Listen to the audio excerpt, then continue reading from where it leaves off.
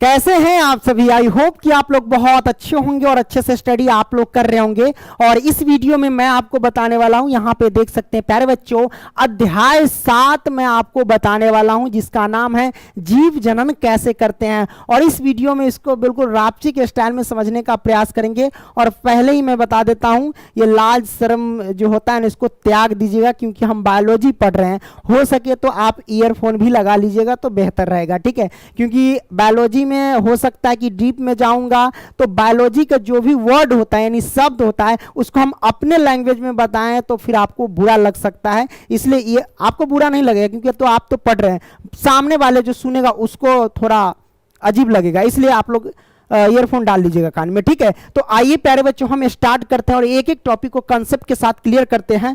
और मैं आपको बता दूं कि इससे पीछे जितने भी सारे चैप्टर हैं उन सभी को खत्म कर चुके हैं हम। केमिस्ट्री भी खत्म कर चुके हैं, अब बायोलॉजी पे अब हाथ जो है लगा दिए हैं। उसके बाद ये जब खत्म हो जाएगा तो फिजिक्स भी स्टार्ट कर देंगे, क्या दिक्कत है। तो चलिए हम स्टार्ट करते हैं। तो पहला पॉइंट क्या आता है भैया, इसमें हम समझते हैं सबसे पहले जनन को। जनन क्या है, जैसे कि चैप्टर का नाम है जीव जनन कैसे करते हैं, मतलब हम जीव हैं, आप जीव है, कोई भी जीव है, वो सब जनन कैसे करता है। जनन मतलब समझिए कि पैदा कैसे करता है कोई भी जीव, मतलब अपने जैसे संतान पैदा कैसे करता है, ये सब समझेंगे।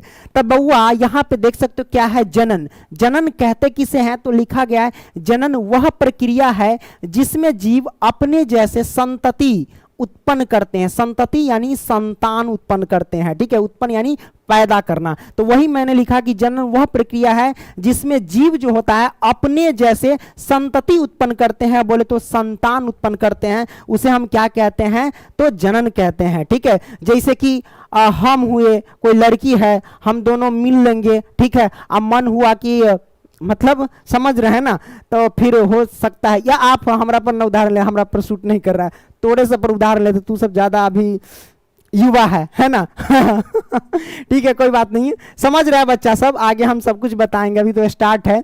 तो यहां पे ये समझ लिए, ठीक है। जनन मुख्यतः 2 प्रकार का होता है। जनन मुख्यतः कितने प्रकार के होते हैं भाई, 2 प्रकार के होते हैं। कौन कौन होते हैं, पहला होता है लैंगिक जनन और दूसरा होता है अलैंगिक जनन। इन दोनों के बारे में जानेंगे कि लैंगिक जनन क्या होता है और अलैंगिक जनन क्या होता है, ठीक है। तो आइए जानते हैं। देखिए लैंगिक जनन हम कहते किसे हैं प्यारे बच्चों, उसके बारे में जान लेते हैं।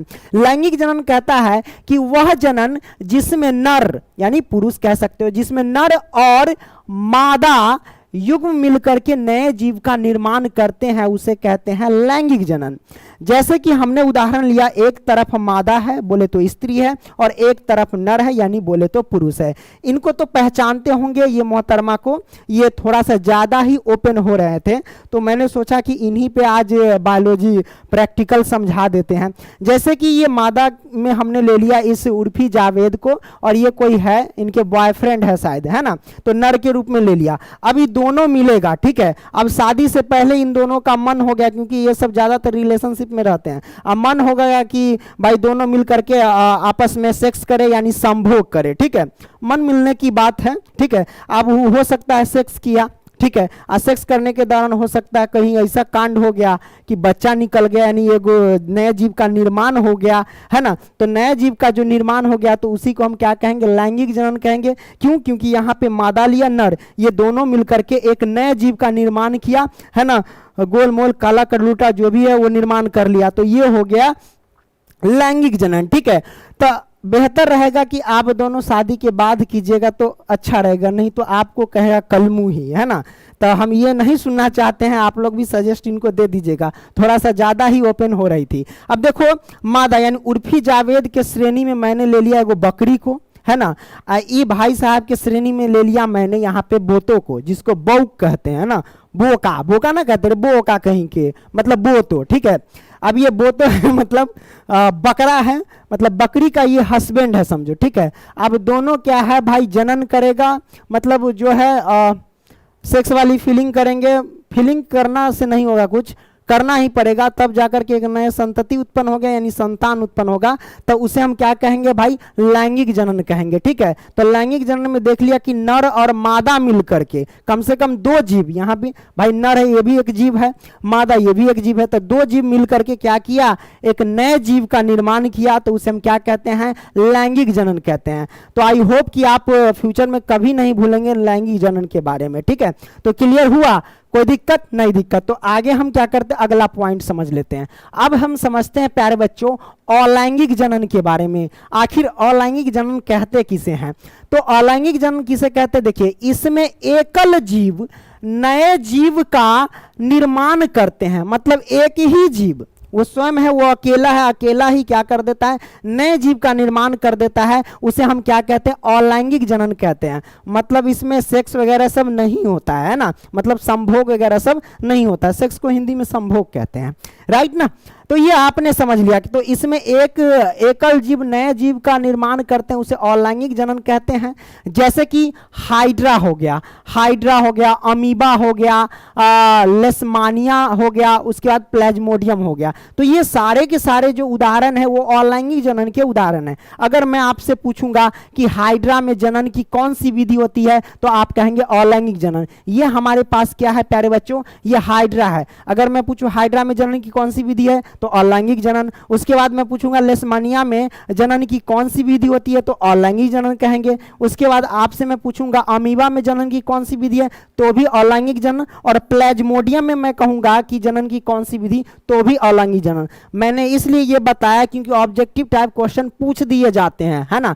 तो इसमें क्या है, कोई सेक्स वगैरह सब नहीं होता है। इसमें क्या होता है, जैसे कि इसका शरीर है, उस शरीर को में एक भाग कट करके नया जीव ले लेता है। जैसे यहाँ पे देखिए अमीबा है, ये क्या है, अमीबा है। एक समय ऐसा आता है कि अमीबा दो रूप में बदल जाता है, इसके बारे में आगे हम डिस्कस करेंगे खंडन विखंडन सब में। ठीक है, तो दो रूप में बदल जाता है यानी दो जीव बन जाता है। अमीबा एक ऐसा जीव है अपनी संरचना को आरा टेरा जैसा चाहे वैसा बना सकता है ये अमीबा। ठीक है, क्लियर ना, ये समझ गए। जैसे कि ये सब हो गया हमारे पास, प्लेज्मोडियम हो गया, ये हाइड्रा हो गया, लेशमानिया हो गया, ये सब क्या है, अलैंगिक जनन के उदाहरण। ये सब क्या है, सेक्स वगैरह सब नहीं करता है, अपने ही शरीर से कोई भाग काट करके एक नया जीव बना लेता है। ठीक है, तो इन सब के बारे में डिटेल से आगे हम बढ़ेंगे, टेंशन मत लो। तो ये समझ गए। हाँ, अगर आप लोग इसका नोट्स चाहते हैं तो हमारा पेड व्हाट्सएप नंबर याद रखना, 85 है, 81 है, 80 है, 29 29। ठीक है, इसमें आपसे 251 रुपया लिया जाता है। ठीक है,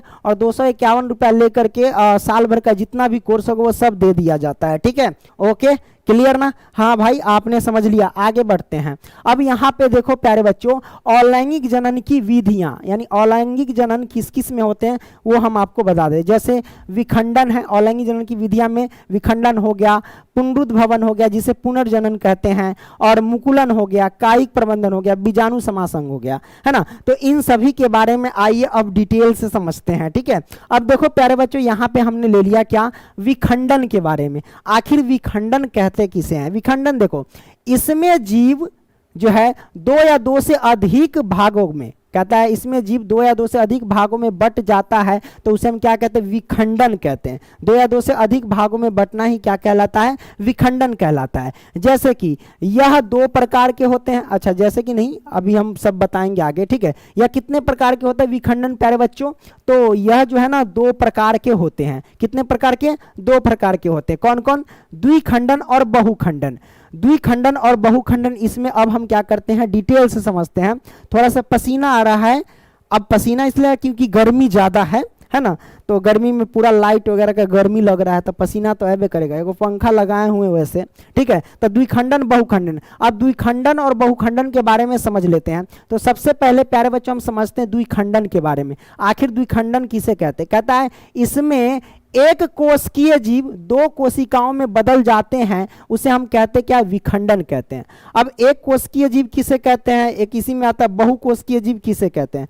एक कोशिकीय जीव जो एक ही कोशिका से मिलकर के बने होते हैं उसे एक कोशिकीय जीव कहते हैं। और बहुकोशिकीय जीव किसे कहते हैं? जो बहुत सारे कोशिकाओं से यानी सेल से मिलकर बने होते हैं उसे बहुकोशिकीय जीव कहते हैं। बहुकोशिकीय जीव में हम आ गए, आप आ गए, भेड़ आ गए, बकरी आ गए, है ना, कुत्ता आ गया, बिल्ली हो गया, ये सब बहु कोशिकीय जीव है क्योंकि ये बहुत सारी कोशिकाओं से मिलकर बने होते हैं। और एक कोशिकीय जीव जो केवल एक ही कोशिका से मिलकर के बने होते हैं, जैसा कि ये सारे के सारे जो उदाहरण देख रहे हैं ये सब एक कोशिकीय जीव के उदाहरण है। ठीक है, तो जैसा कि हमने लिखा अमीबा, तो इसमें एक कोशिकीय जीव जो होते हैं दो कोशिकाओं में क्या होते हैं, बदल जाते हैं, उसे एक कोशिकीय जीव विखंडन कहते हैं।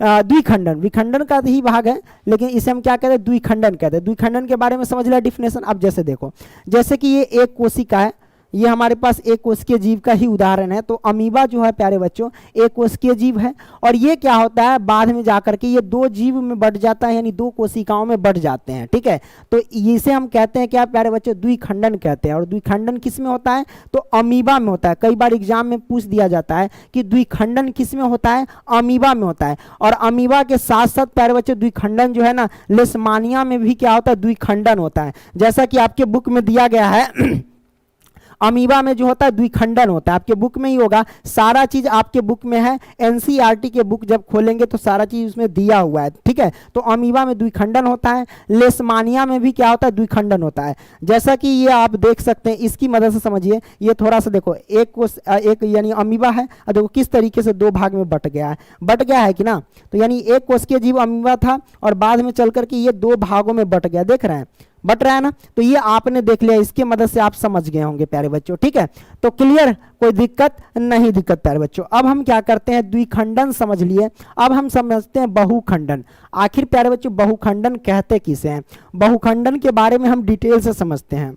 यहाँ कहता है क्या, इसमें एक कोशिकीय जीव जो होता है बहुत सारे कोशिकाओं में बदल जाते हैं, उसे हम कहते हैं बहुखंडन। जैसे कि प्लाज्मोडियम, प्लाज्मोडियम का ये चित्र है आपके बुक में होगा। तो ये प्यारे बच्चों क्या है, एक कोशिकीय जीव है और ये क्या है, बहुत सारी कोशिकाओं में बट गए हैं। जैसे कि ये देखो छोटे छोटे ये सब जो देख रहे हैं ये बहुत सारे कोशिकाओं में बट चुके हैं, इसीलिए इसे हम क्या कहेंगे प्यारे बच्चों, बहुखंडन कहेंगे। इसमें बहुत सारे कोशिका में बटा, इसलिए इसको बहुखंडन कहते हैं। तो आपने समझ लिया बहुखंडन के बारे में, कोई दिक्कत नहीं दिक्कत। आइए हम आगे बढ़ते हैं। अब हम जानते हैं पुनरुद्भवन यानी पुनर्जनन के बारे में हम जानते हैं। क्या कहता है कि जब जीव अपने कायिक भाग से टूट करके एक नए जीव बन जाता है तो उसे पुनर्जनन कहते हैं। कायिक भाग मतलब उसके बॉडी के कुछ पार्ट, जैसे कि हमारा हाथ है, अब एगो कोई काट देगा यहाँ से, है ना, काट करके नया जीव बन जाएगा तो इसी को हम क्या कहेंगे, पुनर्जनन कहेंगे। लेकिन हमारा हाथवा काट देगा तो क्या ये नया जीव बनेगा, नहीं बनेगा, है ना। तो हम लोगों में पुनर्जनन नहीं होगा। देखिए इस समय पुनर्जनन होता है। ठीक है, जैसे कि आप यहाँ पे देख सकते हैं प्लेनेरिया में क्या होता है, पुनर्जनन होता है। जैसे कि आप ये देख सकते हैं, ये प्लेनेरिया है, इसको तीन भाग में काट दिया गया, यानी कट गया है। कट करके फिर एक ऐसा बना, फिर उसके बाद ये तीन भाग में यानी तीन जीव बन चुके हैं प्यारे बच्चों, देख सकते हैं, है ना। तो प्लेनेरिया में क्या होता है प्यारे बच्चों, पुनर्जनन होता है, यानी इसमें इसका उदाहरण हो गया प्लेनेरिया। जैसे कि देख सकते हैं इसके कायिक भाग, इसका अंग कट करके एक नया जीव बन गया है। देखिए यहाँ भी कट गया था, यहाँ बीचों बीच कट गया, यहाँ भी कट गया, तीनों कटने के बाद देखिए ये जीव बन चुका है, देख सकते हैं बन गया हुआ है। तो आपने इसको समझ लिया पुनर्जनन के बारे में। ठीक है, क्लियर। आगे बढ़ते हैं। अब यहां पे देखो मुकुलन क्या होता है प्यारे बच्चों, मुकुलन को समझते हैं। ये हमारे पास क्या है, ये जो देख रहे हैं हाइड्रा का उदाहरण है। हाइड्रा में जो होता है मुकुलन के द्वारा ही सब कुछ होता है। देखिए यहाँ पे क्या होता है, क्या मुकुल या बर्ड, मुकुलन में क्या होता है, मुकुल या बर्ड किसे कहते हैं, ये हमारे पास जो देख रहे हैं ये मुकुल या बर्ड इसी को बोलते हैं। ठीक है, तब मुकुल या बर्ड द्वारा नया जीव का बनना मुकुलन कहलाता है। देखिए मुकुल या बर्ड द्वारा नया जीव का बनना ही मुकुलन कहलाता है प्यारे बच्चों। तो हाइड्रा में मुकुलन के द्वारा ही नया जीव बनता है। जैसे कि आप देख सकते हैं ये थोड़ा सा उभरा हुआ भाग है, क्या है प्यारे बच्चों, ये देखिए ये थोड़ा सा उभरा हुआ भाग है। एक समय आया थोड़ा सा इस तरीके से नजर आ रहा है, फिर एक समय में आया क्या, एक जीव बन गया, ये कट करके एक नया जीव बन जाएगा। ठीक है, तो ये दो भाग में बट जाएंगे हाइड्रा। ठीक है, तो आपने समझ लिया। और ये सब भाग क्या है प्यारे बच्चों, तो ये भाग है स्पर्शक है प्यारे बच्चों। ये सब समझ गए स्पर्शक के बारे में, और इसके बारे में भी समझ गए।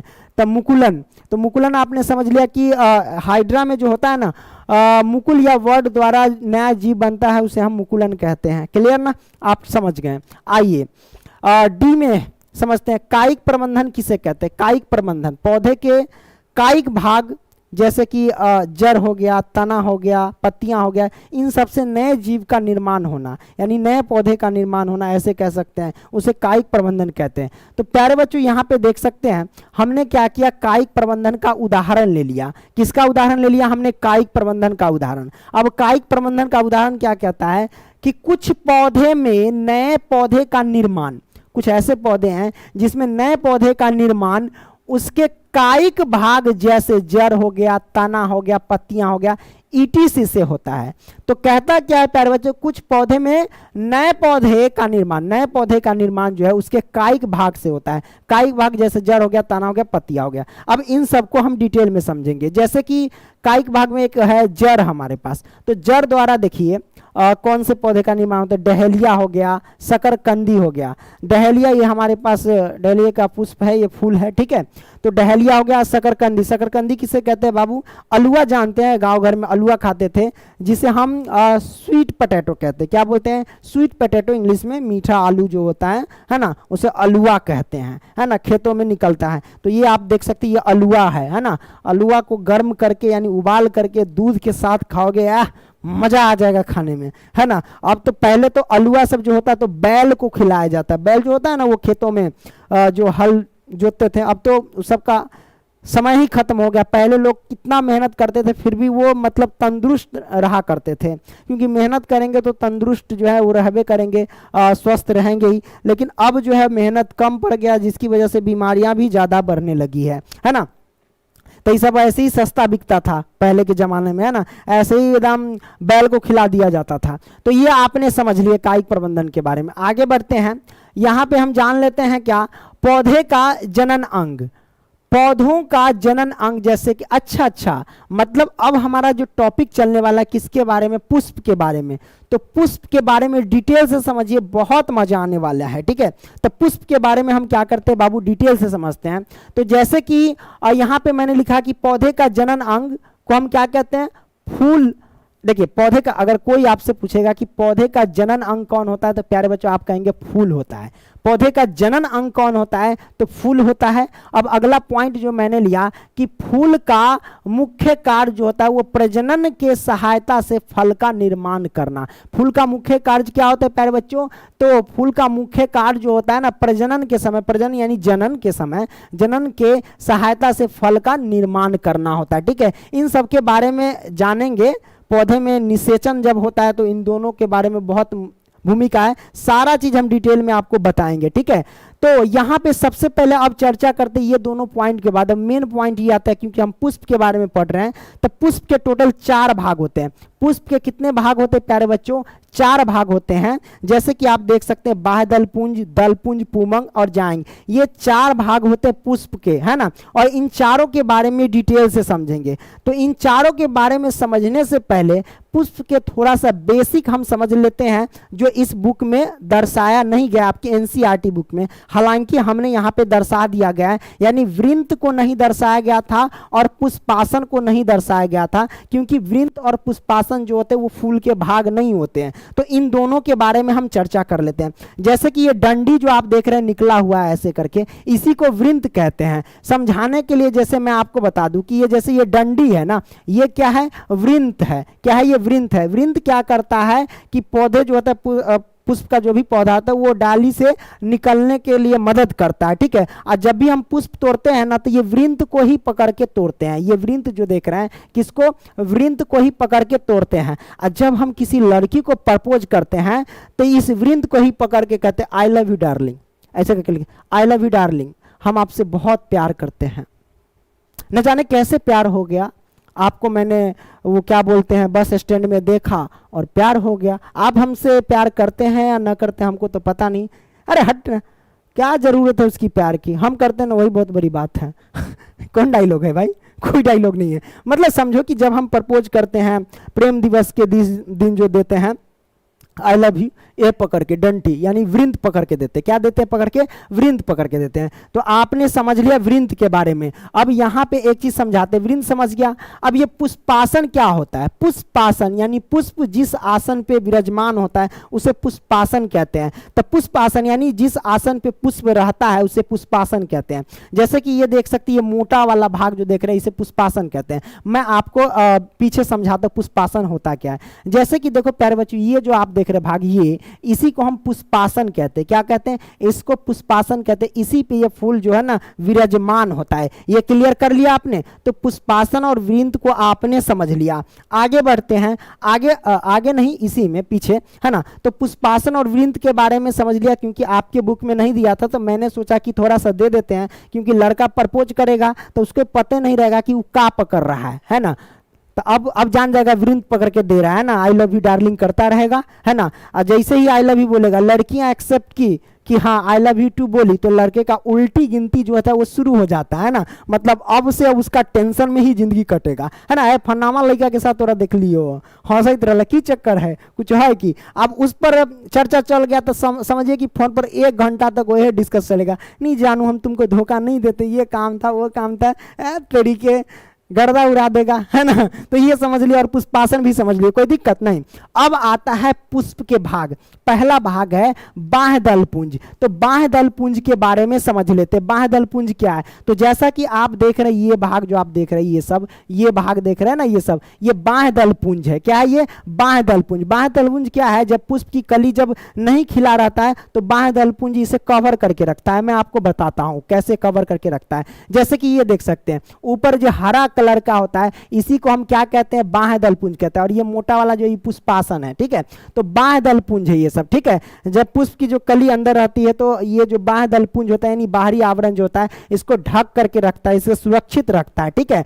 तो एक बार क्या होता है, जैसे ही पुष्प खिलने लगता है तो ये किस तरीके का हो जाता है? कुछ इस तरीके का हो जाता है। जैसे कि देख सकते हैं बाह्यदल पुंज ऐसे बिखर रहा है। क्या है? ऐसे बिखर रहा है, ठीक है। तो वही बात है कि बाह्यदल पुंज हमने आपको समझा दिया था। उधर का है भाग गहरे है ना। तो बाह्यदल पुंज, तो यही भाग जो देख रहे हैं ऐसे बिखर के आ जाएगा। जब पुष्प खिलेगा ना तो बाह्यदल पुंज इस तरीके से आ जाएगा, ठीक है। तो आपने क्लियर कर लिया। और बाह्यदल पुंज जो होता है, जिसे हमें बाह्यदल दिया गया है, इसे बाह्यदल पुंज कहते हैं। और बाह्यदल पुंज क्या करता है? ये हरा भाग का होता है, यानी इसका रंग जो होता है हरा होता है। बाह्यदल पुंज का रंग कैसा होता है? हरा होता है। ये क्या करता है कि प्रकाश संश्लेषण की क्रिया के दौरान जब ये भोजन बनाता है तो ये पुष्प को देता है, ठीक है। क्लियर ना? आपने समझ लिया। तो बाह्यदल पुंज आपने क्लियर कर लिया कि क्या होता है बाह्यदल पुंज। इसमें कोई दिक्कत नहीं ना? दिक्कत प्यारे बच्चों, तो इसमें हमने आपको समझाया था बाह्यदल पुंज के बारे में। ये पार्ट जो होता है बाह्यदल पुंज होता है, ठीक है। और ये जैसे ये पुष्प है ना और ज्यादा खिल जाएगा, तो जब खिल जाएगा तो बाह्यदल पुंज क्या होता है? नीचे की तरफ आ जाता है। और जब नीचे की तरफ आ जाता है, जो पुष्पासन होता है, ये पुष्पासन ये ढक जाता है बाह्यदल पुंज से, क्योंकि ये जैसे ही नीचे की आएगा फूल खिलेगा तो ये पुष्पासन क्या होगा? ढक जाएगा। जैसे कि यहाँ पे देखिए बाह्यदल पुंज नीचे आ गया है और अंदर वाला जो पुष्पासन है वो ढक गया है, ठीक है। तो ये आपने क्लियर कर लिया। कोई दिक्कत बाह्यदल पुंज के बारे में? नहीं ना दिक्कत, आपने समझ लिया ना? हाँ भाई समझ लिया। तो यहाँ पे दिक्कत नहीं होना चाहिए। अब हम क्या करते हैं? आगे बढ़ते हैं। तो बाह्यदल पुंज हो गया। अब हम जानते हैं दल पुंज के बारे में। किसके बारे में? दल पुंज के बारे में। तो ये दल पुंज जो आप देख रहे हैं, दल पुंज जो जिसे हम पंखुड़ी कहते हैं, क्या बोलते हैं? पंखुड़ी कहते हैं। एक्चुअल में क्या होता है, ये फूल की पत्तियां होती है। क्या होती है? पत्तियां होती हैं। ये रंग बिरंग होते हैं। कैसा होते हैं? ये रंग बिरंग होते हैं। तो फूल की पत्तियां कहां से कहां तक है वो मैं आपको बता देता हूं। एक कलर लेता हूं, जिस कलर से हम आपको दर्शा के बता देता हूं। कौन सा ले ले? ये ले लेते कलर, ठीक है।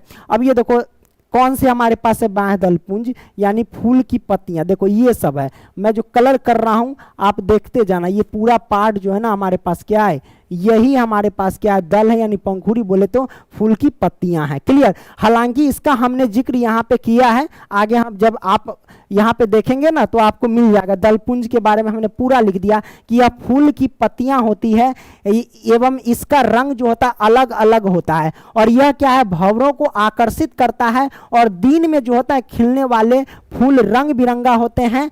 और क्या है? इसमें सुगंध कम होते हैं। एवं रात में खिलने वाले फूल सफेद होते हैं और इसमें सुगंध ज्यादा होते हैं। ठीक है, हमने वैसे लिख दिया, आप टेंशन ना लीजिए क्योंकि नोट्स हमको देना होता है तो नोट्स में लिखना पड़ेगा। ठीक है, तो ये आपने यहाँ पे समझ लिया किसके बारे में, दलपुंज के बारे में, यानी पंखुड़ी के बारे में, जो फूल की पत्तियां होती हैं। और ये पत्तियां रंग बिरंग होते हैं, है ना, कभी गुलाबी होगा, कभी लाल होगा, कभी पीला होगा, कभी हरा होगा, अलग अलग फूल में ये रंग बिरंग होते हैं। ठीक है, तो ये क्या है कि ये पंखुड़ी जो दिन के समय में देखिएगा, तो दिन के समय में जो भी पौधे खिलते हैं ना, यानी फूल जो खिलते हैं दिन के समय में, वो सारे के सारे रंग बिरंगे होते हैं। क्यों? क्योंकि रंग बिरंगे नहीं होंगे तो भंवरा आकर्षित कैसे होगा, है ना। तो ये भंवरा को आकर्षित करते हैं, और जो दिन में जो रंग बिरंगे फूल खिलते हैं ना, उसमें सुगंध कम होते हैं। ठीक है, और रात में जो फूल खिलते हैं वो, उसे हम रात रानी भी कहते हैं, मतलब रात में जो भी फूल खिलता है वो सफेद कलर के होते हैं और उसमें सुगंध जो होता है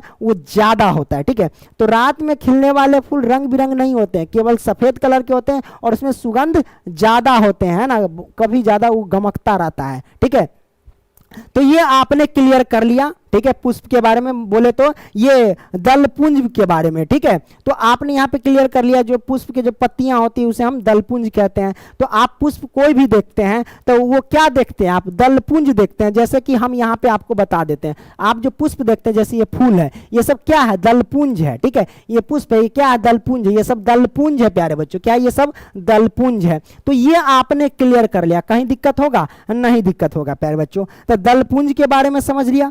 अब पूमंग के बारे में समझेंगे और जायांग के बारे में समझेंगे।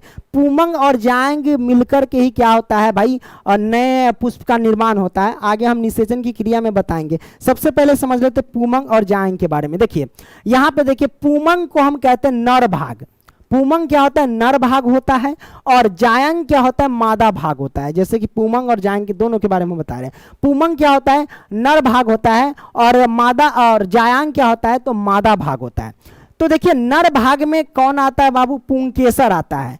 नर भाग कौन होते हैं, पुंकेसर होते हैं, और पुंकेसर के भी पार्ट होते हैं, पराग कोश होते हैं, तंतु होते हैं। तो पराग कोश हो गया, तंतु हो गया, ये सारे के सारे क्या कहलाएंगे, तो नर भाग कहलाएंगे। ठीक है, अब जायांग यानी मादा भाग में जो होते हैं वो स्त्री केसर होते हैं, और स्त्री केसर के भी टाइप है, जैसे कि वर्तिकाग्र हो गया, वर्तिका हो गया, अंडास हो गया। ये सारे के सारे क्या कहलाएंगे प्यारे बच्चों, तो ये सारे के सारे कहलाएंगे क्या, तो मादा भाग कहलाएंगे। तो ये मादा भाग और ये हमारे पास नर भाग हो गए। ठीक है, इसके बारे में आपने समझ लिया।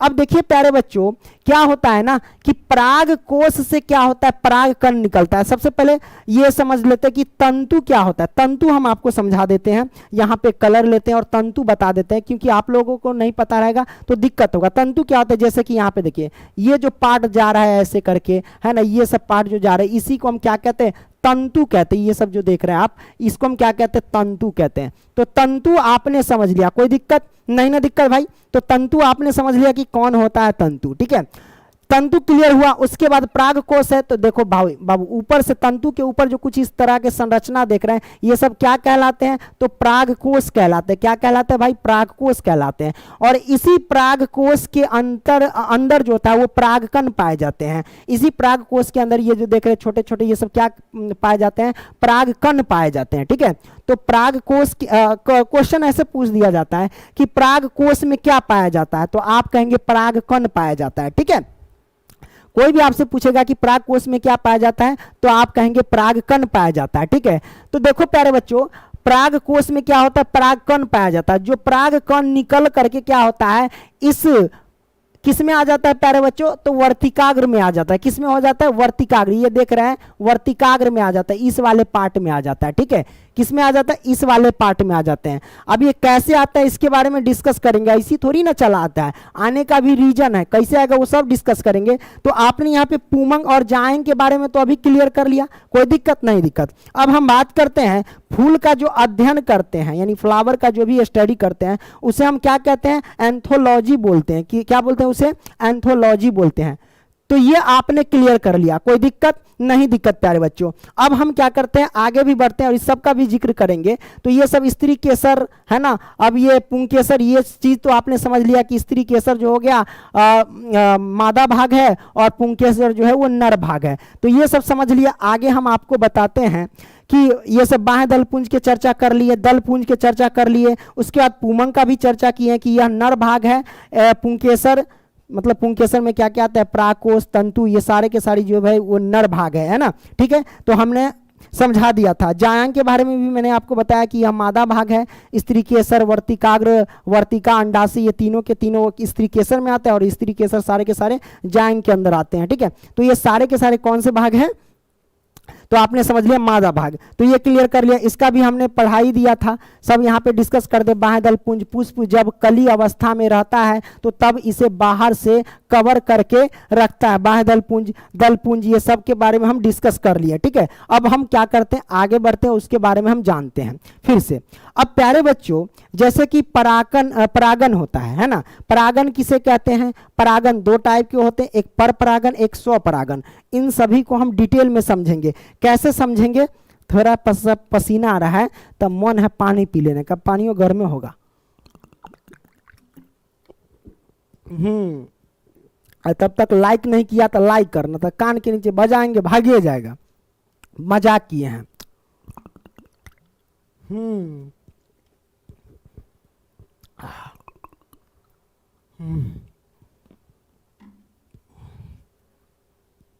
जल ही जीवन है, पानी नहीं पिएंगे तो जिएंगे कैसे।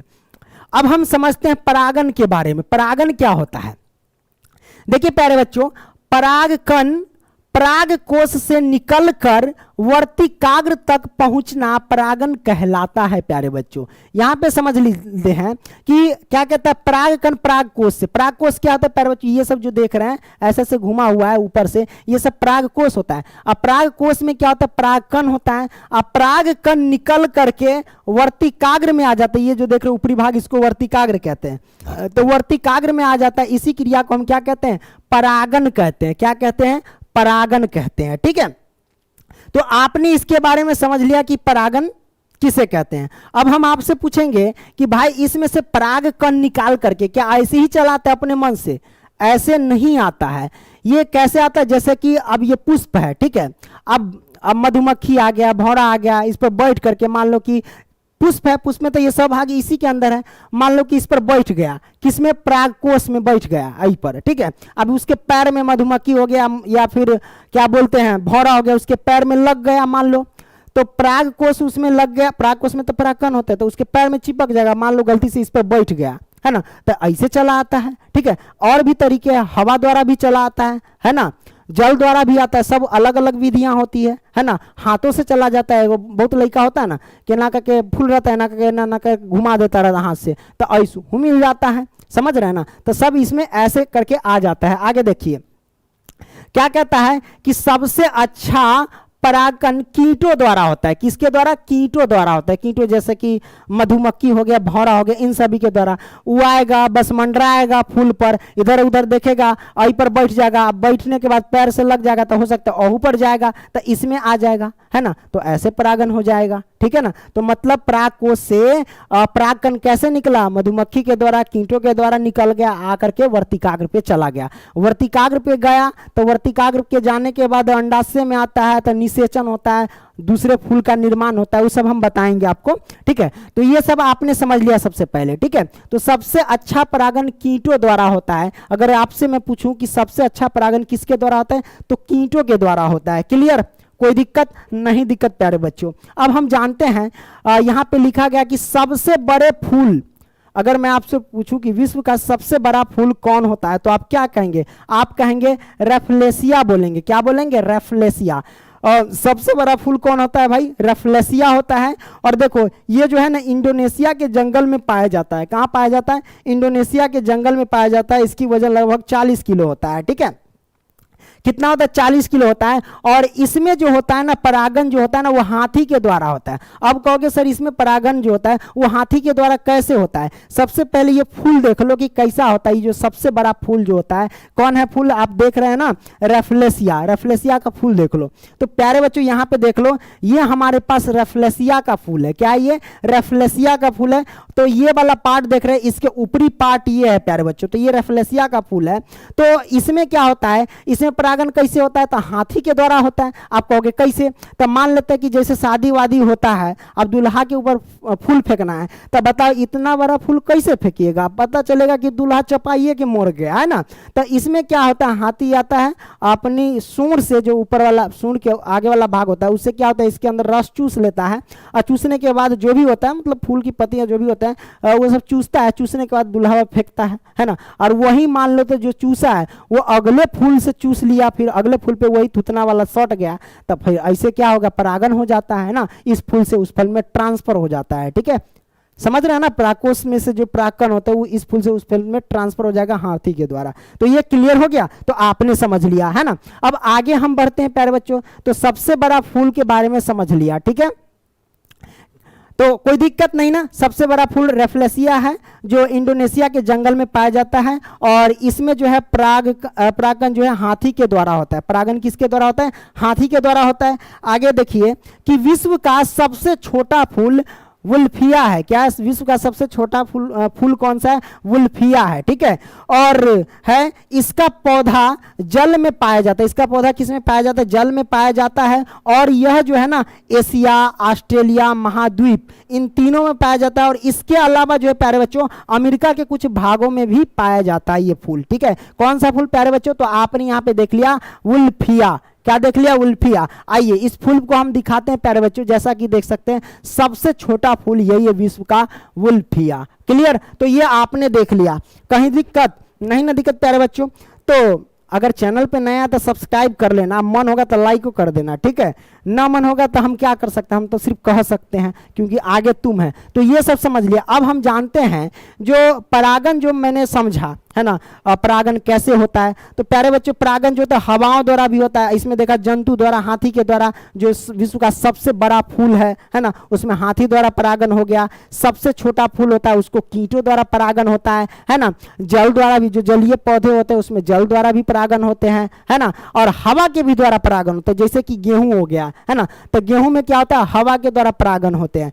पता चलेगा कि अगर वो कीटों के द्वारा परागन होता है तो पूरा मौसम बीत जाएगा, पता चलेगा गेहूं में नहीं लगा, है ना, ऐसे ही खगड़ा रह गया, है ना। तो ये आपने समझ लिया। आगे बढ़ते हैं। आगे क्या बढ़ेंगे भाई, इसको समझेबे नहीं किए लगता है। हाँ, परागन किसे कहते हैं? तो परागन समझ लिया किसे कहते हैं। यह दो प्रकार के होते हैं। देखिए स्वपरागन और परपरागन, इसके बारे में समझ लेते हैं। तो परागन कितने प्रकार के होते हैं? स्वपरागन और परपरागन। ठीक है, ये दो प्रकार के होते हैं। स्वपरागन किसे कहते हैं? कि एक ही पेड़ से परागन की क्रिया होती है, यानी इसमें क्या होता है एक ही पेड़ से परागन की क्रिया होती है। जैसे कि यहाँ पे देख सकते हैं ये पेड़ ए है, क्या है, ये हमारे पास पौधा ए है ना। अब यहाँ पे डिटेल से समझिए कि ये पौधा ए है और एक ही पौधा के यहाँ पे देख सकते हैं दो फूल है। मान लो कि इस फूल से इस फूल पे ट्रांसफर हुआ, तो इस फूल से इस फूल में क्या हुआ? परागन हुआ। ठीक है, मान लेते क्या होता है? परागन हुआ। तो पौधा तो एक ही है, तो एक ही पौधे से, मैंने क्या लिखा कि एक ही पेड़ से या एक ही पौधा लिख सकते हो, तो एक ही पेड़ से परागन की क्रिया होती है। तो मान लो इस पुष्प से इस पुष्प पर क्या हुआ? परागन की क्रिया हुई, तो इसे हम कहेंगे स्वपरागन। क्यों? क्योंकि एक ही पौधा है, क्या है, एक ही पौधा में हुआ ट्रांसफर। तो इसमें जो पुष्प बनेंगे ना वो थोड़ा सा मतलब अच्छा नहीं बनेंगे, लो क्वालिटी के बनेंगे। ठीक है, अब मान लो कि इस पौधे से, मान लो क्या, इस पौधे से जो भी हमारे पास परागकोश है, अपरागकोश से परागकण निकल करके मान लो कि इस वाले पौधे पे ट्रांसफर हो गया। ठीक है, तो पौधा ये अलग था और ये पौधा अलग था। अब जो पुष्प बनेगा थोड़ा सा मजेदार बनेगा। कैसा बनेगा? बढ़िया बनेगा, बढ़िया नस्ल का बनेगा। ठीक है, ये आपने समझ लिया? हाँ भाई समझ लिया। तो आपने क्या दिखा? पर परागन का उदाहरण कि एक पेड़ से दूसरे पेड़ में परागन की क्रिया को क्या कहते हैं? पर परागन कहते हैं। और स्वपरागन क्या कहते हैं? एक ही पेड़ के फूल से, है ना, दूसरे फूल में परागन की क्रिया को क्या कहते हैं? स्वपरागन कहते हैं, है ना। जैसे एक ही पेड़ है तो एक ही पेड़ के पहले फूल से दूसरे फूल में परागन की क्रिया को क्या कहते हैं, स्वपरागन कहते हैं। ये सब आपने क्लियर कर लिया स्वपरागन और परपरागन के बारे में। डाउट क्लियर हुआ ना? हाँ भाई, आपने समझ लिया। अब हम क्या करते हैं, आगे बढ़ते हैं और आगे चीज मैं आपको समझाता हूं। आगे देखिए, इसमें समझ लेते हैं निषेचन के बारे में, है ना। निषेचन के बारे में ये जो पार्ट देख रहे हैं इसी में हम समझेंगे किसके बारे में, निषेचन के बारे में। निषेचन क्या कहता है कि परागकण पराग कोश से वर्तिकाग्र और वर्तिका से अंडाशय में पहुंचने की क्रिया को निषेचन कहते हैं। आइए मैं आपको बता देता हूं, हालांकि ये अंडाशय का ही सब चित्र सब है, हम आपको बता दो ये जो चित्र है ना ये कहां पे, वो मैं आपको बता देता हूं, ठीक है। ओके, निषेचन किसे कहते हैं उसको हम इसकी मदद समझते हैं। ये जो प्यारे बच्चों हम कौन सा भाग है, या देखो यहाँ पे जो आप देख रहे हैं ना, किस भाग में वो जो हम लिए थे, देखो ये वाला जो पार्ट देख रहे हैं ना, ये वाला पार्ट यहाँ से ब्लैक में हम ले रहे हैं, ठीक है। ये वाला पार्ट जो आप देख रहे हैं ना, यही हमारे पास है ना। इसी चित्र में हम समझेंगे निषेचन को। ये जो फिगर देख रहे हैं ना, ये फिगर जो मैंने रेखा किया, इसी को हमने क्या किया, बड़ा करके यहाँ पे दर्शा दिया है ना, उसी चीज को। इसमें हम समझेंगे निषेचन की क्रिया विधि को, ठीक है। आपके एनसीईआरटी के बुक में है, सब दिया हुआ है, इसको हम समझाते हैं, ठीक है। तो हम समझते हैं कि निषेचन आखिर कहते किसे प्यारे बच्चों, तो निषेचन समझो। जैसे कि आपने क्या लिखा कि जैसे कि ये हमारे पास क्या, ये पार्ट क्या है हमारे पास, है ना। तो ये पार्ट जो देख रहे हैं नीचे वाला तंतु है, और ऊपर वाला ये जो पार्ट देख रहे हैं इसको क्या कहते हैं, परागकोश। तब परागकोश से परागकण निकलता है, तो परागकोश से क्या हुआ, परागकण निकल करके कहां गया, तो वर्तिकाग्र में गया। वर्तिकाग्र से कहां गया, वर्तिका में, और वर्तिका से कहां पहुंच गया, अंडाशय में पहुंच गया, यानी यहां पे पहुंच गया, ठीक है। तो इसी क्रिया को हम क्या कहते हैं, निषेचन कहते हैं। अगर आपसे कोई पूछे कि निषेचन किसे कहते हैं, तो आप कहना कि परागकोश से पराग निकल करके वर्तिकाग्र में आना तथा वर्तिकाग्र से अंडाशय तक पहुंचना, इसी क्रिया को हम क्या कहते हैं, निषेचन कहते हैं। तो आपने निषेचन का डिफिनेशन क्लियर कर लिया। अब इसी निषेचन को हम डिटेल में समझते हैं यहाँ पे इस फिगर की मदद से जो आपके एनसीईआरटी के बुक में दिया गया है, ठीक है। तो हम थोड़ा सा समझाने के लिए इसमें क्या करते हैं भाई, इसमें तंतु का निर्माण कर देते हैं। जैसे तंतु इस तरीके से, ये हमारे पास तंतु है, इधर हमने तंतु बना दिया, ऐसे तंतु बना दिया, ऊपर से परागकोश डाल दिया, इसके अंदर परागकण हो गए, है ना। तो ये लो हमने यहाँ पे लगा करके समझा दिया। हालांकि ये वाला चित्र सिर्फ अभी निकाल करके मैं बता रहा हूँ, ठीक है। अब देखो प्यारे बच्चों, जैसे कि ये हमारे पास क्या है, परागकोश है, परागकोश से परागकण निकल करके कहां आ गया प्यारे बच्चों, तो वर्तिकाग्र में। ये जो पार्ट देख रहे हैं ना, ये हमारे पास क्या है, ये वर्तिकाग्र है। ये ऊपरी भाग जो देख रहे हैं वर्तिकाग्र है। तो वर्तिकाग्र में क्या आ गया, परागकण आ गया। अब परागकण क्या हुआ, ऐसे नीचे गया, नरयुग्म जो वहां से आया वो नरयुग्म है ना। तो ये जो आप देख रहे हैं यहाँ पे ऐसे गया, जो हमारे पास परागकण निकल करके आ गया, वो क्या था, नरयुग्म ही था।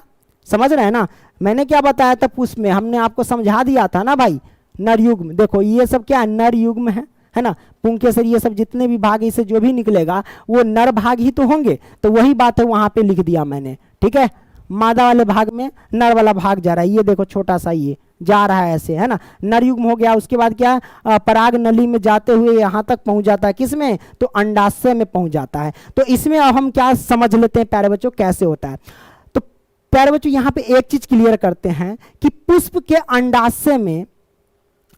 अंडाशय में अंडा की संख्या कितना होती है, तो आप कहेंगे 3 होती है। यहाँ पे हमने लिख दिया होगा कहीं पे, है ना, पुष्प के, मैंने कहीं पे लिखा पुष्प में 3 अंडा रहते हैं। पुष्प में कितने अंडा रहते हैं, 3 अंडा रहते हैं। देखो यहाँ पे 3 अंडा है, 1 अंडा 2 अंडा 3 अंडा दिख रहा है ना। आप अपना बुक निकाल करके देखेंगे यहाँ पे 3 अंडा होगा, 1 अंडा 2 अंडा 3 अंडा। एग्जाम में पूछ दिया जाता है अंडाशयों की संख्या कितनी है, तो आप कहेंगे 3 यहाँ पे, मतलब अंडाशय में अंडा की संख्या, ठीक है, ऐसे कह सकते हो। तो 3 है प्यारे बच्चों, ये आपने क्लियर कर लिया। हाँ भाई आपने क्लियर कर लिया, कोई दिक्कत नहीं ना, दिक्कत। चलिए अब यहाँ पे हमारे पास 3 होते हैं। अब क्या होगा कि यहाँ से जैसे ही हमारे पास क्या हो गया, वो जो आएगा, वो जो आप देख रहे हैं ना, क्या बोलते हैं, मतलब क्या बोलते हैं, वो जो निकले थे, मतलब मन में, हाँ फिर से क्लियर करते हैं, थोड़ा सा ऐसा हो जाता है प्यारे बच्चों। तो नर युग्म जो निकल करके आया था परागकण, परागकोश से निकल करके, ये सब कहाँ, कै गो परागकण आता है ये मैं आपको बता दूं, 3 गो परागकण आता है। जैसे कि यहाँ पे देख सकते हैं 1 2 3 4 टोटल ऐसे दिख रहा है। तो जो भी परागकण आएंगे, जो भी परागकण आएंगे तो भाई देखो एगो यह अंडा है और इसमें से एगो परागकण गया तो यहाँ पे मिल गया, यहाँ पे 2 गो नजर आएगा। देख लेना आपके बुक में, एनसीईआरटी का बुक निकालना, यहाँ पे 2 गो है। कितने हैं? 2 गो है। इन दोनों मिला मतलब एगो अंडा मिला और एगो परागण मिला। तो दोनों जब मिल गया प्यारे बच्चों, तब मिलने के बाद जब मिला तो इसको क्या बोलेंगे? युग्मनज बोलेंगे। और यही युग्मनज क्या होगा? भ्रूण का निर्माण कर लेगा और यही भ्रूण बाद में क्या होगा? फल बन जाएगा, है ना। क्या बन जाएगा? फल बन जाएगा, यानी फूल बन जाएगा फल से। ठीक है, तो ये आपने समझ लिया इस क्रिया को, कोई दिक्कत नहीं ना दिक्कत। और जैसे ही बनेगा फिर अगला एक नस्ल का एक हमारे पास फल निकल जाएगा या फिर कह लो पुष्प निकल जाएगा। ठीक है, तो यहाँ पे लिख देते परागण। परागण क्या होता है? वर्तिकाग्र में होता है। परागण किस में होता है? वर्तिकाग्र में होता है। यहाँ पे देख लो वर्तिकाग्र में ये परागण आता है। ठीक है, परागण, हाँ क्वेश्चन पूछा जाता है कि परागण किस में होता है प्यारे बच्चों। अगर आपसे कोई पूछेगा कि परागण किस में होता है तो वर्तिकाग्र में होता है। ठीक है, क्योंकि परागण जो होता है ना वो वर्तिकाग्र में ही होता है, ये आपने क्लियर कर लिया। निषेचन, निषेचन क्या होता है? अंडाशय में होता है। यहाँ पे जो देख रहे हैं निषेचन जो भी होता है वो किस में होता है? अंडाशय में होता है। ठीक है, निषेचन, निषेचन जो है ना, निषेचन के फलस्वरूप कहते हो भ्रूण या भ्रूण कोष बनता है। निषेचन के फलस्वरूप क्या बनता है? भ्रूण या भ्रूण कोष बनता है। जैसा कि यहाँ पे भ्रूण बना था, भ्रूण से वो फल बन गया। ठीक है, तथा भ्रूण कोष साइड में भी बनता है। वो भ्रूण कोष क्या करता है? जो हमारे पास फल बना रहता है उसको भोजन प्रदान करता रहता है। ठीक है, ये क्लियर कर लिया। पुष्प में 3 अंडा होते हैं। पुष्प में कितने अंडा होते हैं? 3 अंडा होते हैं। तो ये सब आपने क्या किया? क्लियर कर लिया। कोई दिक्कत नहीं दिक्कत भाई। अब हम क्या करते हैं? आगे बढ़ते हैं। आगे हमारे पास क्या है? यहाँ पे देख सकते हो कि एक तरफ हमारे पास है मादा जनन तंत्र और एक तरफ है नर जनन तंत्र। तो मानव का ये हमारे पास क्या है? मादा जनन तंत्र है और इस तरफ क्या है? नर जनन तंत्र है। ठीक है, क्या ये? नर जनन तंत्र है। इन दोनों के बारे में जानेंगे। दोनों एक साथ इसलिए ले लिए हैं ताकि हम आपको अच्छे से समझा सके। ठीक है, सबसे पहले नर जनन तंत्र समझते हैं। नर जनन तंत्र का आपके एनसीईआरटी बुक में यानी कक्षा 10 में कोई ज्यादा जिक्र नहीं किया गया है ना। आइए बताते हैं प्यारे बच्चों। ये जो पार्ट देख रहे हैं ये नर जनन तंत्र है। सबसे पहले हम ये वाला मेन पार्ट से हम समझाते हैं। नर जनन तंत्र इसलिए लिया जाता है ताकि इसमें बताया जाता है कि कैसे बच्चा पैदा होता है, कैसे शुक्राणु का निर्माण होता है ना।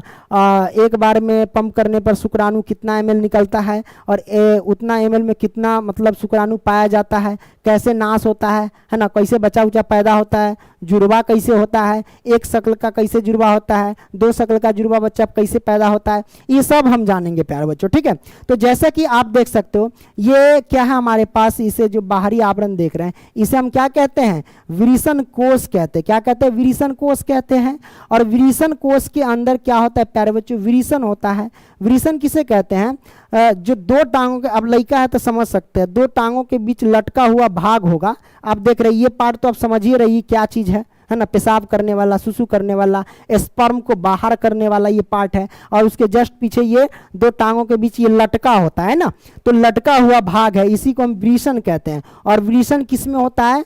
विरिसन कोष में ये बंद होता है यानी सुरक्षित होता है। ठीक है, और कितने विरिसन होते हैं? 2 विरिसन होते हैं। 2 ना गोली होता है ना। 2 गोली जो कहते हैं, दोनों देखिएगा 2 गोली नजर आएगा है ना, उसी को विरिसन कहते हैं। ठीक है ना, और वही विरिसन क्या करता है? शुक्राणु को निर्माण करता है। अच्छा, मन में एक ये सवाल आएगा कि बॉडी के अंदर देख रहे किडनी है ना, फेफड़ा है, लीवर है, तो कुछ देख रहे हैं कि पार्ट सब अंदर है, शरीर के क्या अंदर है। लेकिन ये जो है, ये जो 2 टांगों के बीच काहे लटका दिया हुआ है? शरीर के बाहर काहे है? ये शरीर के बाहर काहे है विरिसन? आपके मन में ये सवाल आएगा, ये सब शरीर के बाहर क्यों है? तो बताइए, हम आपको समझा देते हैं। शरीर के बाहर इसलिए है क्योंकि पता है आपको, जो विरिसन होता है ना वो किसका निर्माण करता है? तो स्पर्म का निर्माण करता है। और जैसे ही विरिसन स्पर्म का निर्माण नहीं करेगा तो समझ जाना उससे बच्चा पैदा नहीं होगा। ठीक है, तो विरिसन क्या करता है? स्पर्म का निर्माण करता है। लेकिन स्पर्म का निर्माण ये करेगा कितना डिग्री सेल्सियस तापमान पर? तो सबसे पहले समझिए, हमारा शरीर है, शरीर का टेम्परेचर कितना होता है? 37-38 डिग्री हो जाता है। ठीक है, लगभग 37 डिग्री सेल्सियस तापमान होता है शरीर का टेम्परेचर, बॉडी का कितना होता है? 37 डिग्री सेल्सियस तापमान, याद रखना। लेकिन विरिसन जो होता है ना वो स्पर्म का निर्माण कब करेगा? है ना, यानी शुक्राणुओं का निर्माण कब करेगा? वो तभी कर सकता है जब 37 डिग्री से कम टेम्परेचर हो, तभी कर सकता है। अब आप ये बताइए कि ये जो है आप देख रहे हैं विरिसन, इसको अगर बॉडी के अंदर घुसा देता है ना, तो क्या शुक्राणु का निर्माण होता? नहीं होता, क्योंकि बॉडी के अंदर जो आप देख रहे हैं ना वो 37 डिग्री सेल्सियस तापमान होता है, और 37 डिग्री सेल्सियस तापमान पर ये जो विरिसन है स्पर्म का निर्माण नहीं कर पाएगा, यानी शुक्राणु का निर्माण नहीं कर पाएगा। तो भगवान ने दिमाग लगाया कि ना भैया, इसको 2 टांगों के बीच लटका दो, तो इसको लटका दिया गया है। ठीक है, तो इसीलिए लटका दिया ताकि ये स्पर्म का निर्माण कर सके। तो स्पर्म का निर्माण कब करेगा? जब 37 डिग्री से कम टेम्परेचर रहेगा तब।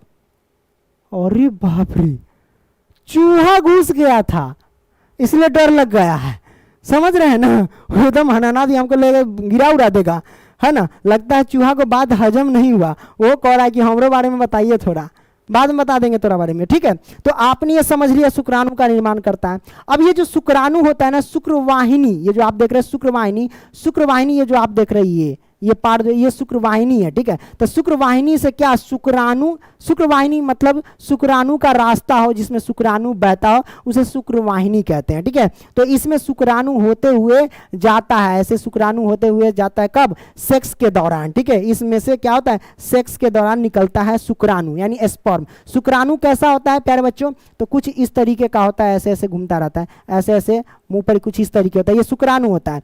तो ई वाला जो पार्ट देख रहे हैं इसको माइटोकांड्रिया कहते हैं। माइटोकांड्रिया जब रहता है तो इसको क्या करता है, क्योंकि आगे की ओर धकेलता है, माइटोकांड्रिया क्या करता है, इसको आगे की तरफ धकेलता है। ठीक है, ओके, तो ये आपने समझ लिया। तो शुक्रवाहिनी बहता है और सेक्स के दौरान क्या होता है, इसी रास्ते से निकल जाता है प्यारे बच्चों।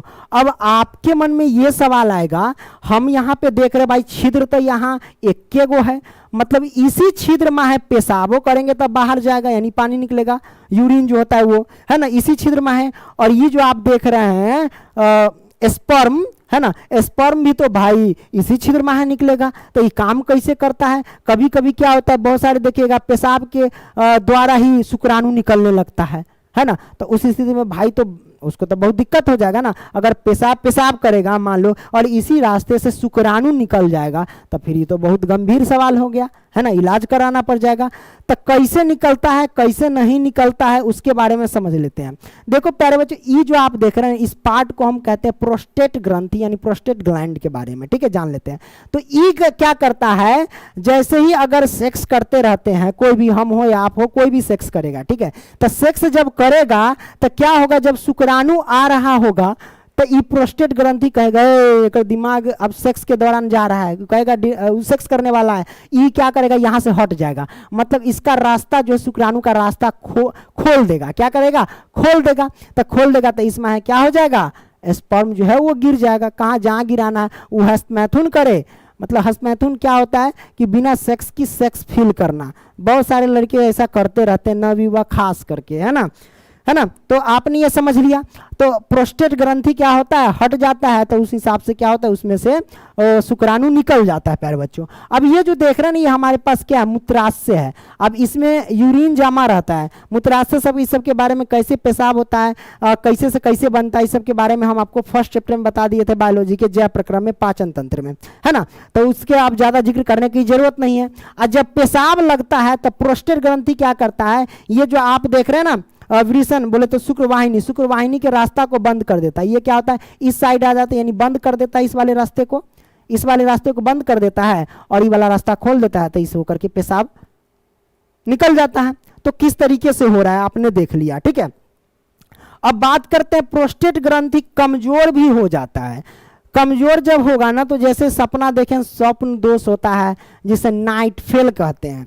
तो नाइट फेल कैसे हो जाता है आप जानते हैं, नाइट फेल होता है कब, जब प्रोस्टेट ग्रंथि कमजोर हो जाता है। ज्यादातर देखिएगा जो लड़का ज्यादातर हस्तमैथुन करेगा, है ना, तो हस्तमैथुन ज्यादातर करेगा तो समझा कि उसका प्रोस्टेट ग्रंथि कमजोर हो जाएगा। और किसी लड़की के ख्याल में जब भी आएगा, रात में सपना देखेगा, तो इतना कमजोर हो गया रहेगा, ये फटाक से हटेगा और उसका पानी गिर जाएगा, तो उसे कहेंगे नाइट फेल हो गया, है ना, स्वप्न दोष हो गया। ऐसे तो भाई बहुत ऊर्जा नष्ट हो जाएगा, है ना। तो ज्यादा हस्तमैथुन ना करो। ठीक है, अब याद रखना कि ज्यादा हस्तमैथुन करने से जो प्रोस्टेट ग्रंथि वो कमजोर हो जाता है। कमजोर होने के बाद इसमें प्रोस्टेट कैंसर हो जाते हैं। क्या हो जाते हैं, प्रोस्टेट कैंसर हो जाते हैं। तो ज्यादा हस्तमैथुन क्या होता है, करना नहीं चाहिए, क्योंकि अगर एक बार करेंगे तो तुरंत फिर 1-2 दिन बाद फिर मन करेगा करने का। ठीक है, ये सब ऐसा चीज होता है। ठीक है, ओके।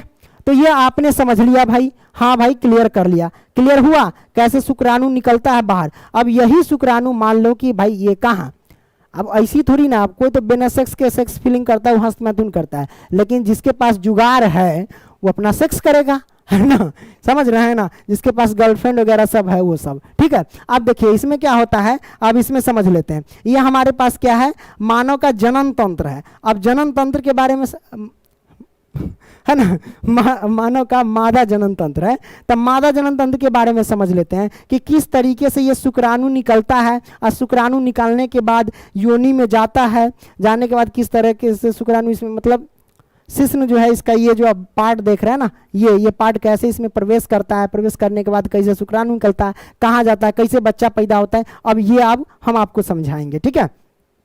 तो ये हो गया मानव का मादा जनन तंत्र प्यारे बच्चों, और ये था नर जनन तंत्र। मादा जनन तंत्र में आप देखिए ये पार्ट को, तो ये हमारे पास क्या है, अंडाशय है। क्या ये हमारे पास अंडाशय है, यहाँ भी देख रहे हो, तो मतलब समझ जाओ कि महिला में टोटल कितने अंडाशय होते हैं, तो आप कहेंगे 2 अंडाशय होते हैं, एक ये अंडाशय एक ये अंडाशय, 2 अंडाशय होते हैं। कितने अंडाशय, अंडाशय की संख्या कितनी होती है, 2 अंडाशय होते हैं। और जो भी अंडाशय होता है वो अंडाणु का निर्माण करता है, ठीक है। क्या करता है, अंडाशय अंडाणु का निर्माण करता है। और लड़का में जो होता है वृषण, देखिए इसके 2 अंडाशय होते हैं, और इसमें भी वृषण में 2 गोली होते हैं, 2 अंडाकार के होते हैं। तो इसका अंडाशय जो होता है, एक ये पार्ट एक ये पार्ट, क्या निर्माण करता है, अंडाणु निर्माण करता है। और लड़का सबके जो ये देख रहे हैं वृषण, वृषण मतलब वृषण कोष के अंदर जो 2 वृषण होता है अंडाकार, है ना, वो क्या करता है, स्पर्म का निर्माण करता है, यानी शुक्राणु का निर्माण करता है, ठीक है। क्योंकि जब तक शुक्राणु अंडाणु का मिलन नहीं होगा तब तक बच्चा उच्चा पैदा नहीं होगा, ठीक है।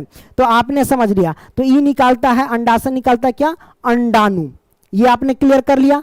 अच्छा ये जो पार्ट देख रहे ये नली, ये क्या है, ये अंडवाहिनी है, फिलोपियन ट्यूब कह लो या डिम्ब वाहिनी कह लो, तीनों एक ही बात है। इस पार्ट को क्या कहते हैं, अंडवाहिनी, डिम्ब वाहिनी या फिलोपियन ट्यूब कहते हैं, ठीक है।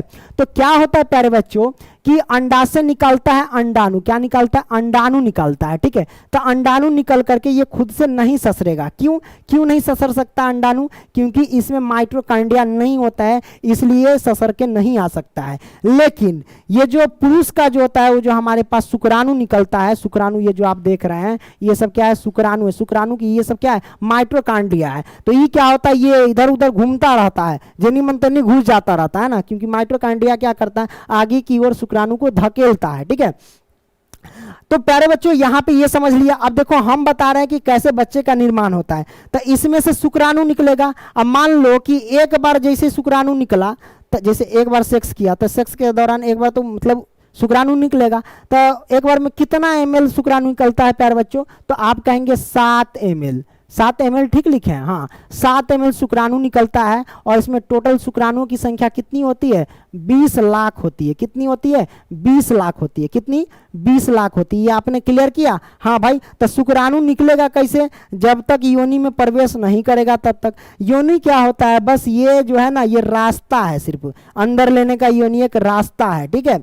ये हमारे पास यहाँ पे देख रही है ग्रीवा है, योनि के अंदर भी एक छिद्र होता है जिसे हम ग्रीवा कहते हैं। क्या बोलते हैं, ग्रीवा कहते हैं। और ग्रीवा से क्या होता है, यहाँ से बस क्या होता है, शुक्राणु चला जाता है पुरुष का। क्या होता है, शुक्राणु ऐसे करके क्या होता है, शुक्राणु बहुत मात्रा में शुक्राणु निकलता है। शुक्राणु क्या होता है, कुछ ऊपर की तरफ भाग जाता है, कुछ इधर भाग जाता है, कुछ इधर भाग जाता है, ऐसे होता है, ठीक है। शुक्राणु ऐसे ऐसे भागता रहता है। तो इसमें क्या होता है प्यारे बच्चों कि शुक्राणु जो पहुंचता है ना, टोटल कोई एक ही शुक्राणु पहुंच पाता है। कितने शुक्राणु, कोई एक ही शुक्राणु पहुंच पाता है, इस बात को ध्यान रखना। बाकी रास्ते में ही खत्म हो जाता है, मर जाता है, ठीक है। इसका जीवन काल कितना होता है शुक्राणु का, तो लगभग वही 20 मिनट होता है। इसका जीवन काल कितना होता है, 20 मिनट होता है शुक्राणु का, ठीक है। अतः जैसे ही अब मान लो कि अंडाशय से ये अंडाणु निकला, अब अंडाणु निकला मान लो, तो अंडाणु निकलने के बाद इस रास्ते से जाएगा और शुक्राणु इसमें इंटर कर लेगा। क्या होगा, इंटर करेगा। तो इंटर जब ये करेगा तो यहाँ पे क्या हुआ, शुक्राणु और अंडाणु का मिलन हुआ। जब शुक्राणु अंडाणु का मिलन होता है तो इसे हम क्या कहते हैं प्यारे बच्चों, युग्मनज कहते हैं, या कह लो तो जाइगोट कहते हैं, ठीक है। और यही जाइगोट क्या होता है, या फिर निषेचन कह सकते हो। और यही क्या होता है, जब मिलता है, मिलने के बाद इस रास्ते से ससर करके कहाँ जाता है, यूट्रस में आ जाता है, यानी गर्भाशय में आ जाता है। कहाँ जाता है, गर्भाशय में आ जाता है। और इस गर्भाशय में जब तक वो बच्चा रहता है उसे हम भ्रूण कहते हैं। देखो, माँ के पेट में जब तक वो बच्चा रहता है तब तक उसे हम बच्चा नहीं कहते, उसे भ्रूण कहते हैं। क्या बोलते हैं, भ्रूण कहते हैं। और माँ के पेट में ही अपना ये भोजन पानी करता रहता है प्लेसेंटा के द्वारा, ठीक है। आपने ये समझ लिया, नाभि से कनेक्ट रहता है प्लेसेंटा, उससे क्या होता है, ये अपना भोजन पानी करता रहता है। क्लियर। तो ऐसे बच्चे का निर्माण होता है, लगभग ये क्रिया 9 महीना में ही संपन्न होता है। 9 महीने के बाद क्या होता है, निकल जाता है बच्चा, ठीक है। तो ये आपने क्लियर कर लिया। तो ये तो देख लिया कि नॉर्मल सा कि बच्चे का निर्माण कैसे होता है, ठीक है।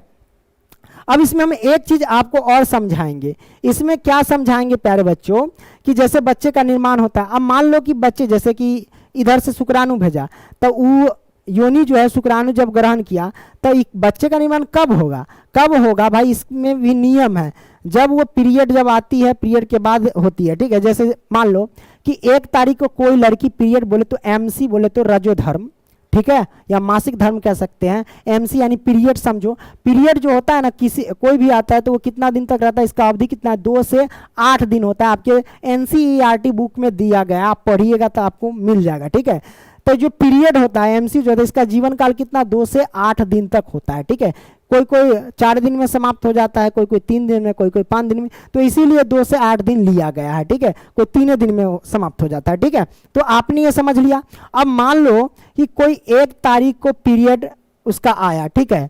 तो 1 से लेकर के 7 तक, 1 तारीख से लेकर के 7 तारीख के बीच में अगर सेक्स करती है लड़की लड़के के साथ, तो वो बच्चे का जन्म नहीं दे सकती, यानी वो प्रेग्नेंट नहीं होगा 1 से 7 तक, क्योंकि वो 1 तारीख को पीरियड हुई और 7 तारीख तक, 1 से लेकर के 7 तक के बीच में वो बच्चे का जन्म नहीं दे सकती, उस समय पीरियड नहीं होगा। क्यों, क्योंकि उस समय अंडाशय जो होता है, उस समय अंडाशय जो होता है वो अंडाणु तैयार ही करता रहता है, ठीक है, इसलिए वो प्रेग्नेंट नहीं हो सकती है। अब इसके बाद देखिए भाई, 7 से देखिए भाई 14 तक, इसके बीच में अगर सेक्स करती है तो प्रेगनेंसी सिक्योर हो जाएगा।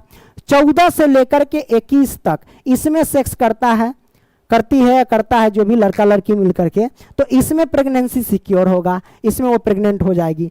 लेकिन अब 21 से 28 के बीच, ऐसे कह लो 21 से 28 के बीच, ठीक है, इसमें वो प्रेग्नेंट नहीं होगी, या 22 से 28 ऐसे कह लो, ठीक है, कोई दिक्कत नहीं। 21 से 28 के बीच वो प्रेग्नेंट नहीं होगी, इसमें प्रेग्नेंट नहीं होगी, इसमें प्रेग्नेंट नहीं होगी। मतलब समझो कि 14 दिन समझो कि प्रेग्नेंट होने का चांस रहता है, 14 दिन प्रेग्नेंट होने का नहीं चांस रहता। ये आपने समझ लिया। क्योंकि देखो, इस 14 दिन में क्या होता है, हमारे पास जो अंडाणु निकलता है, यानी अंडा से जो अंडाणु निकलता है, उस इतने दिन तक वो ठीक ठाक रहता है ना। उसके बाद वो खराब हो जाता है, और खराब होने के बाद वही अंडाणु जो होता है पीरियड के रास्ते से, यानी ब्लड के रास्ते से वो बाहर निकल जाता है। तो आपने इस क्रिया को समझ लिया है ना, कि सेक्स कब करेंगे तब बच्चा पैदा होगा, न करेंगे तब न पैदा होगा, है ना। अगर नहीं करना है तो कंडोम लगा के कर सकते हो, जिसे मतलब प्रोटेक्शन कहते हैं, है ना। तो आप ऐसे भी कर सकते, कोई दिक्कत नहीं है, ये सब कोई बड़ी बात नहीं है, ये सब मन की बात है। तो ये आपने क्लियर कर लिया। अब हम समझते हैं कि बच्चा तो आपने समझ लिया सब कुछ। अब ये समझेंगे भाई कि जुड़वा बच्चा कैसे पैदा होता है ना। तो फटाक से ही, अरे है, हाँ, ये पेन सेलेक्ट करते हैं। जुड़वा बच्चा, जैसे कि मान लो कि यहाँ पे क्या है, अंडाणु है, यहाँ भी अंडाणु है ना। इस तरीके से फिलिपियन ट्यूब, गर्भाशय, जो भी है सब, मतलब समझाने के लिए समझ जाओ यहाँ पे, ठीक है। समझ लो भाई कैसे समझना है। ओके, देखो भाई क्या होता है, इसमें समझाते हैं। कभी कभी क्या होता है, और याद रखना, ये जो अंडाशय अंडाणु कैसे निकलता है वो भी देखना। 2 अंडाशय होता है ना। तो अगर मान लो कि अगर इस महीना में, मान लो कि ये महीना समझो कि जनवरी है, तो जनवरी में प्यारे बच्चों अगर ये अंडाशय अंडाणु निकाला, तो इस जनवरी में ये अंडाशय जो है वो अंडाणु नहीं निकालेगा, ठीक है। फिर ये फरवरी में निकालेगा। अब ये फरवरी में निकालेगा तो ये मार्च में निकालेगा। मतलब दोनों अंडाशय जो है अंडाणु नहीं निकालता है। एक महीना ये अंडाशय अंडाणु निकालेगा तो एक महीना ये नहीं निकालेगा, फिर ये अगला महीना में निकालेगा। अब ये अगला महीना में निकाल लिया, फिर ये अगला महीना में निकालेगा, ऐसे चलता है। एक महीना ई निकालेगा, एक महीना ई निकालेगा, एक महीना ई नहीं निकालेगा, एक महीना ई निकालेगा, मतलब ऐसे प्रक्रिया चलती रहती है। ठीक है, तो प्यारे बच्चे मान लो कि ये अंडाशय क्या किया, अंडाशय से अंडाणु निकाल लिया। क्या निकाल लिया, अंडाणु निकाल लिया। तो जुड़वा बच्चा हम आपको समझा रहे थे ना, क्या समझा रहे थे भाई, जुड़वा बच्चा समझा रहे थे ना। तो वो जुड़वा बच्चा आपको समझना है, कैसे समझना है जो देखिए। कभी कभी क्या होता है प्यारे बच्चों कि अंडाशय कभी कभी 2 अंडाणु निकाल देता है और यहाँ पे वो दोनों रह जाता है। अब इधर से स्पर्म गया हनहनाइते, क्या किया, स्पर्म हनहनाइते गया इधर। तो स्पर्म क्या होता है, मान लो कि एक स्पर्म इसमें इंटर किया है ना, तो यहाँ पे अंडाशय 2 था, क्या था, अंडाशय 2 था। अब दोनों अंडाशय में एक स्पर्म घुस गया, दोनों अंडाशय में क्या हो गया, एक स्पर्म घुस गया। मान लो यहाँ पे कि यहाँ पे अंडाशय था, ये भी अंडाशय था, इसमें क्या हुआ भाई, 2 यानी एक ही स्पर्म दोनों अंडाशय में घुस गया, तो भाई इसमें भी चला गया, इसमें भी चला गया। तो इस स्थिति में क्या होगा, जुड़वा बच्चा पैदा होंगे और इसका शकल जो होगा वो कैसा होगा, समान होगा। कैसा होगा, समान होगा। ठीक है, एक और जुड़वा बच्चा होता है, मान लो कि एक ही अंडाशय है, क्या एक ही अंडाशय है और शुक्राणु की संख्या अगर 2 इंटर कर दिया, कितने, 2 शुक्राणु इसमें चला गया। तो जब 2 शुक्राणु इसमें चला गया तो ये शुक्राणु अलग टाइप का रहेगा, ये शुक्राणु अलग टाइप का रहेगा। तो इसमें भी जुड़वा बच्चा पैदा होंगे, लेकिन दोनों का शकल अलग अलग होंगे। तो ये आपने क्लियर कर लिया। हाँ भाई, ये भी आपने क्लियर कर लिया, कोई दिक्कत नहीं ना दिक्कत प्यारे बच्चों। तो आपने सब कुछ क्लियर कर लिया। अब यहाँ पे एक ऑब्जेक्टिव क्वेश्चन बनता है कि अंडाशय से जो अंडाणु निकलता है और ये जो शुक्राणु मिलता है, तो भाई अंडाणु और शुक्राणु का मिलन कहाँ होता है प्यारे बच्चों, तो इस नली में होता है। किस नली में, इस नली में होता है, यानी फिलोपियन ट्यूब में होता है प्यारे बच्चों, है ना। किस में होता है, फिलोपियन ट्यूब में। अब यहाँ पे एक चीज और समझ लेते हैं कि अगर कोई महिला का नसबंदी होता है, एक्चुअल में नसबंदी जो हम लोग कहते हैं ना, नसबंदी उसका नहीं होता महिला का, उसका नलबंदी होता है। लड़का का नसबंदी होता है, लड़की का नलबंदी होता है। क्यों, क्योंकि प्यारे बच्चों लड़का में यानी लड़की में जो होता है ना, अगर उसको मान लो कि बच्चा पैदा नहीं करना है, कि हाँ अब हो गया, 2 बच्चा पैदा हो गया, अब जो है ना अब कर दीजिए नलबंदी, तो वो क्या करेगा, यही फिलोपियन ट्यूब जो होता है ना, इस फिलोपियन ट्यूब को यहाँ से काट देगा, इस वाले भी फिलोपियन ट्यूब को यहाँ से काट देगा। ठीक है, जब काट देगा तो ये कटने के बाद जब कट देगा तो फिर वो बच्चा पैदा नहीं होगा। क्यों, क्योंकि शुक्राणु और अंडाणु का मिलन जो होता है ना, वो फिलोपियन ट्यूब में ही होता है, इसलिए फिलोपियन ट्यूब के काट देता है, और जब काट देता है तो मिलन नहीं होगा, जब मिलन नहीं होगा तो बच्चा पैदा नहीं होगा, है ना। तो जब ऑपरेशन किया जाता है और कहा जाता है कि इनका जो है ना मतलब बच्चा नहीं होना चाहिए, है ना, तो उस स्थिति में क्या होता है प्यारे बच्चों, इस नली को काट देता है। ठीक है, तो नलबंदी कर दिया जाए, और लड़का में नसबंदी होता है, बस इसके नस को काट देता है ना, वृषण जो जिस नस से जुड़ा रहता है उसी नस को काट देता है प्यारे बच्चों। ठीक है, नसबंदी हो गया, ये वो बच्चा नहीं पैदा कर पाएगा। तो ये भी आपने क्लियर कर लिया। तो आई होप कि प्यारे बच्चों आप समझ गए होंगे। वीडियो पसंद आया तो लाइक करना, दोस्तों को भी शेयर करना। मिलेंगे अगली वीडियो में, तब तक के लिए बाय, है ना, ओके, धन्यवाद।